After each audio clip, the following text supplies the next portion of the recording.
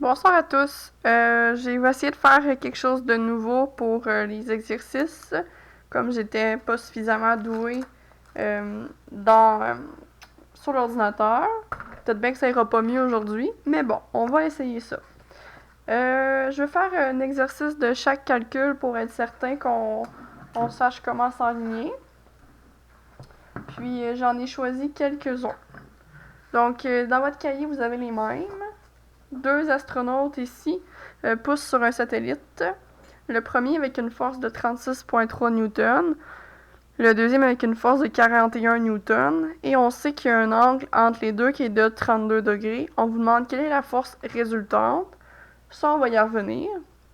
Mais c'est de savoir c'est quoi la force qui va en sortir de tout ça. Donc, première chose, c'est de se dessiner un système d'axes, puis de trouver où est-ce que notre objet va être. Je vous dirais que quand on le place à l'origine, c'est ce qu'il y a de mieux. Puis, ben, on sait qu'on a un angle de 32, fait que je dirais qu'on pourrait mettre un premier vecteur sur l'axe des X. Le deuxième va être à 32 degrés par rapport au premier. Donc, ici, j'aurais la force 1. Ici, j'aurais la force 2. Donc, on va venir indiquer qu'est-ce qu'on sait, puis ça va nous aider à trouver qu'est-ce qu'on cherche. Donc, on cherche la force résultante, donc la finale, avec son angle.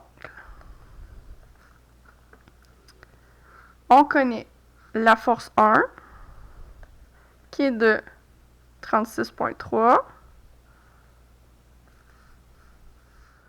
Et on connaît la force 2, qui est de 41 newtons. On sait que l'angle du premier, c'est 0 parce qu'on l'a placé sur l'axe des X. Mais l'angle du deuxième, par rapport à l'horizontale, est de 32 degrés. Après ça, ça nous prend nos formules. Donc, formule pour un vecteur. Fx, c'est toujours avec le cos. Quand on est en y, c'est toujours avec le sin. On connaît aussi c'est quoi la norme. Donc, f de x au carré plus f de y au carré. Puis on sait que l'orientation, c'est tan moins 1 de f de y sur f de x. Donc ça, c'est ce qu'on sait. Après ça, va découler nos calculs. Donc, on peut trouver f de 1x.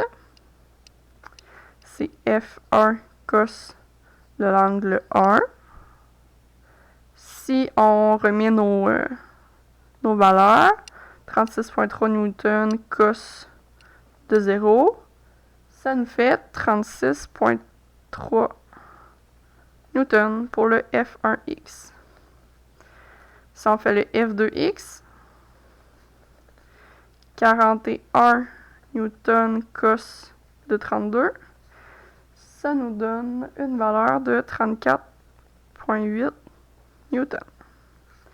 Y, F1Y, donc c'est F1 sin de l'angle, 36,3 sin de 0, ça nous donne 0. Puis F2Y, 41 sin de 32, ça nous donne 21,7 newton. Donc, on peut après ça trouver c'est quoi notre x, c'est quoi notre y en les additionnant. Donc, on va venir additionner ces deux-là. Et on va venir additionner ces deux-là. Donc, notre résultat en x, puis notre résultat en y. En y, c'est pas compliqué. 21,7 newton. Dans le cas du x, on va avoir 71,1 newton. Donc, on va trouver c'est quoi notre vecteur résultant. Donc, FR est égal à racine carrée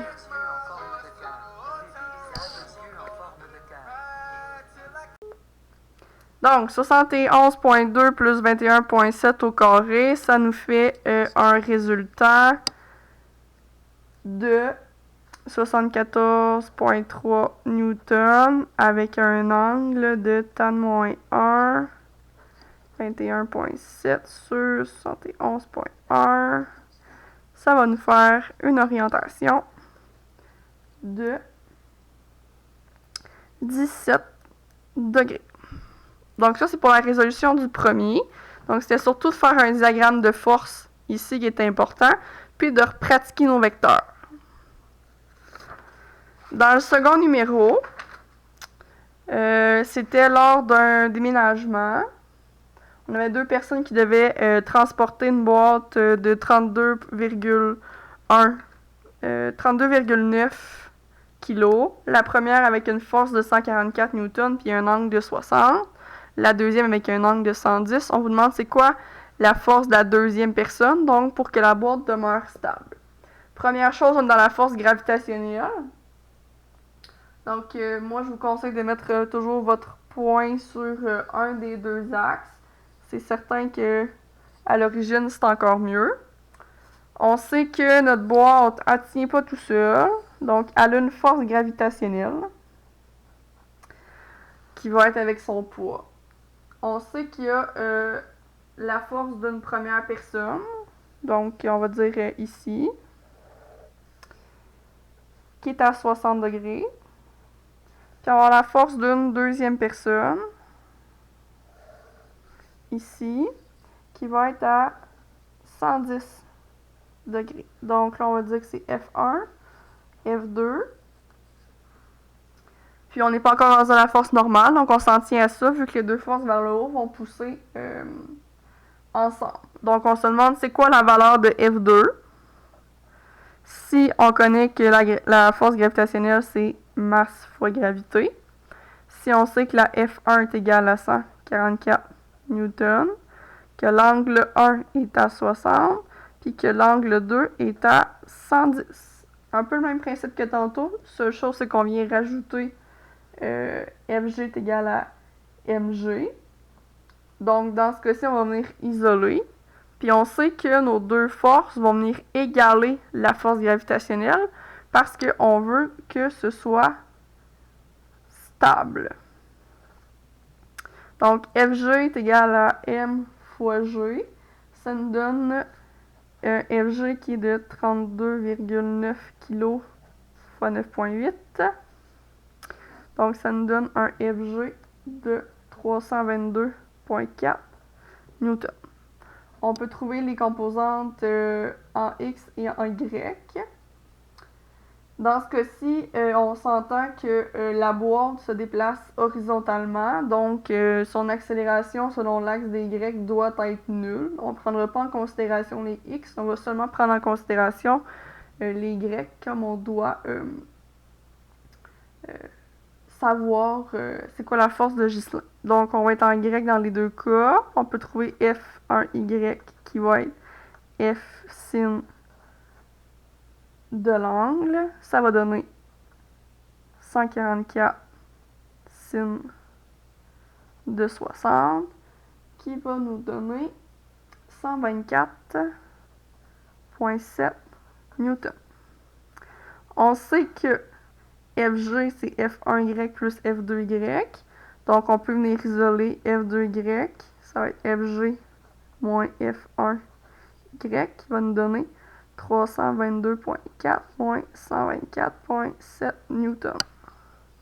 Ça va nous faire un résultat de 197,7 newtons. On veut savoir c'est quoi sa force, donc c'est quoi la composante, on connaît son angle. Donc on sait que F2Y c'est F2 sin de l'angle. 197,7 c'est F2 sin de 110. On divise par sin de 110 des 2 bords. Donc on va venir isoler F2 qui va nous donner 210,3 newtons.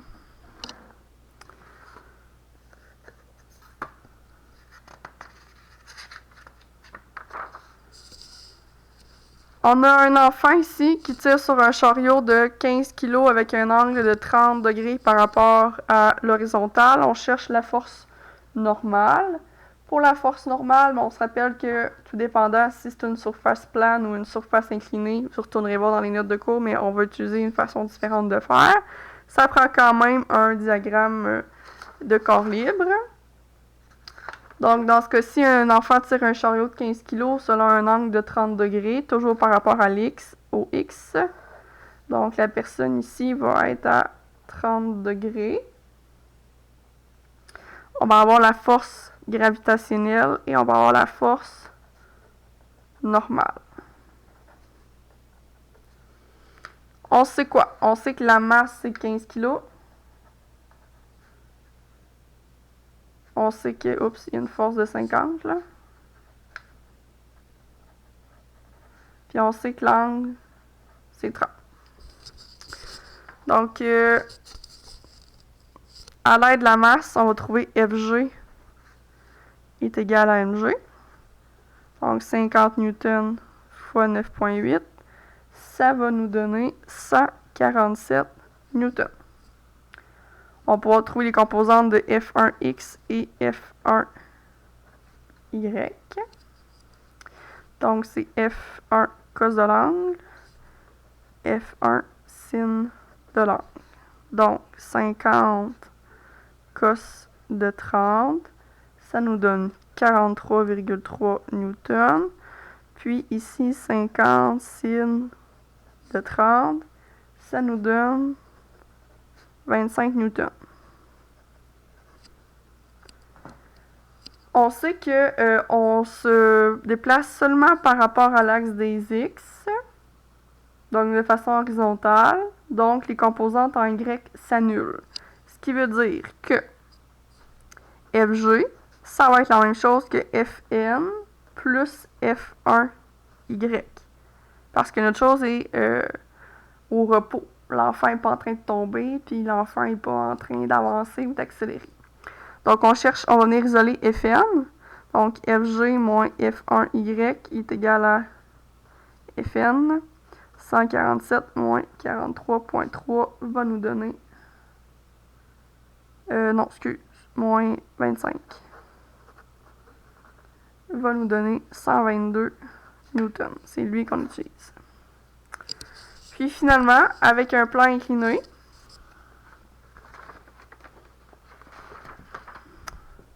une jeune fille de 21 kg glisse dans une glissade. Elle a un angle de 22,5 par rapport à l'horizontale. Quelle est la force normale? Bien là, ici, j'ai fait mon petit système d'axe en incliné.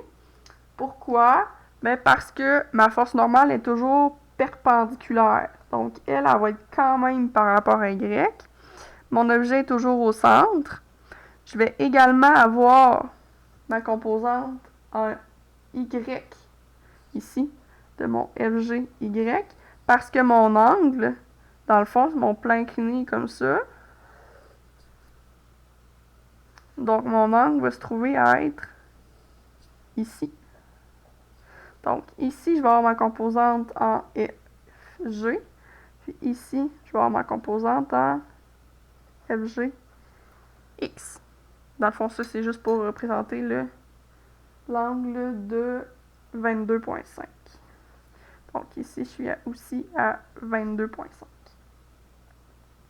Donc, on cherche Fn, sachant que la masse est de 21 kg, puis que l'angle est à 22,5 degrés. Je peux trouver mon FG. Donc, 21 fois 9,8. Ça va me donner un FG de 205,8 newtons. Après ça, je peux venir chercher mes composantes en X. Donc, FGX, FGY, parce que je ne suis pas à 270. Donc, F1, dans le fond, FG, cos de l'angle, 205,8, cos de 22,5. Puis ici, je vais avoir FG, sin de l'angle, 205,8, sin de 22,5.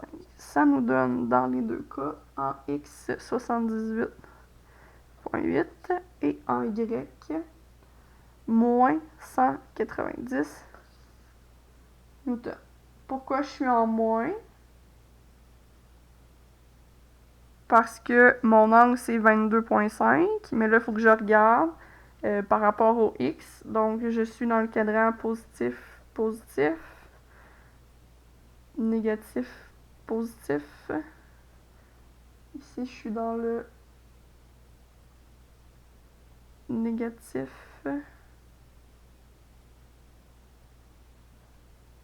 négatif, positif, négatif. Comme les mouvements se produisent en x, donc les composantes selon y s'annulent, donc on est capable de trouver que FGX est égal à Fn. Donc Fn est égal à 190 newtons. Et voilà, j'espère que je vous ai pas trop étourdi avec tout ça. On reprend ça d'une meilleure façon la prochaine fois. Bonne fin de semaine!